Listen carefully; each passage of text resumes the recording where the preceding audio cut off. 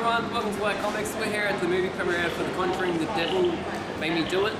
And we're talking to Brad from Paranormal Project. Paranormal Project. We've got some actual paranormal project stuff here that we can have a look at. He's going to run us through it. Thank you so much, Alan. No dramas at all. So in doing ghost investigations, the question that I get asked the most is, what is a ghost? Yeah. The most basic way to describe it is ghosts are an energy. They're an energy we can't translate or transcribe. So a lot of the equipment that we use correlates with electricity, energy. We use it to communicate with them, but generally we can see if their presence is here.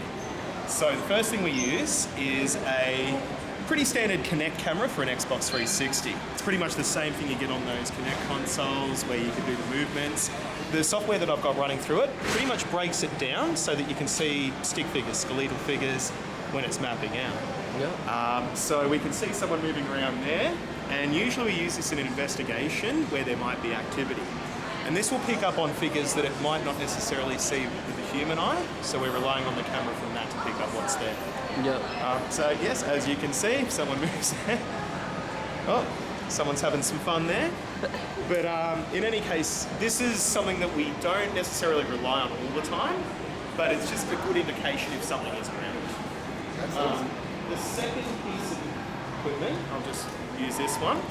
This is what we call a K2 meter.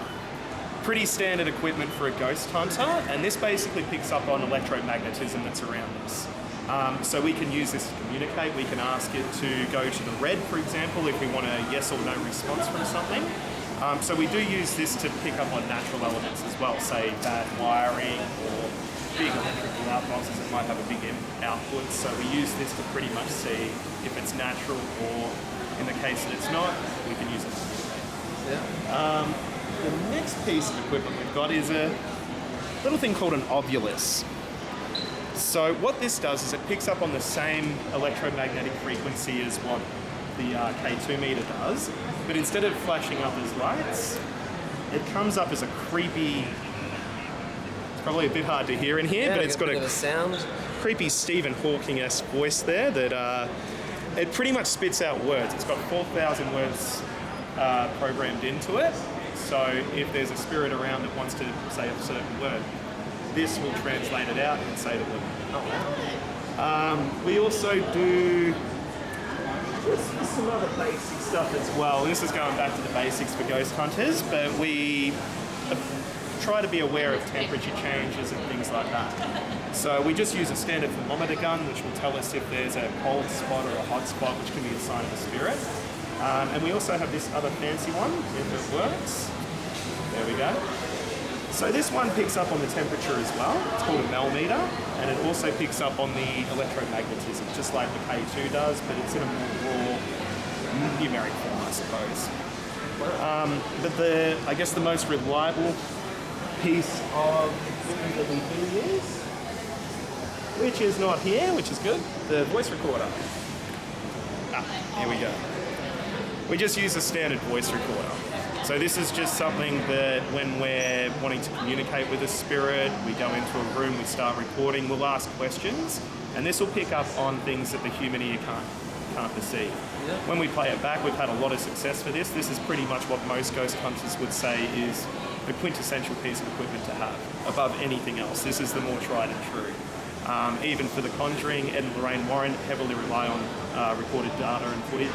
So we sort of try and keep in that same vein there as well.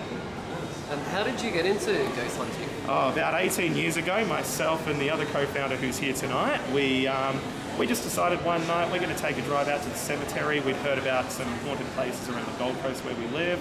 One thing led to another. All of a sudden, we're joined by some other paranormal enthusiasts, and we're out just doing this on pretty much the weekly. So over 18 years we've done it. We've had opportunities to do investigations, tours, you name it. So, and here we are tonight at the premiere of The Conjuring. Awesome. So you've got a couple of pieces of equipment that are a little bit easier to come by, but some of them look like they'd be harder to come by. Oh, yes. Yeah, how did you get your hands on them? It's typically online, so there is a big market online for paranormal equipment. I won't say that it's cheap either. If it's something that you are considering doing, it's a very expensive hobby. Yeah. But the payoff and the benefit of it is something that you don't get in other hobbies, I suppose, as well. So when you can go into a haunted location and use this kind of equipment and pick up on stuff that you typically wouldn't without it, it's sort of an exhilarating feeling when you go into a haunted place and that happens. So the investment's worth it, I suppose. That's awesome. And if people want to catch up with you, see what the ghosts you're hunting, where can they find you? So we have a website, paranormalproject.com.au. We're also pretty active on our Facebook page there as well. So we do offer some tours every now and then. We don't have anything in the works right now, but in the next few months, we should have a few going. So check that out. Awesome. Thanks, Ethan. I really appreciate it. No problems at all.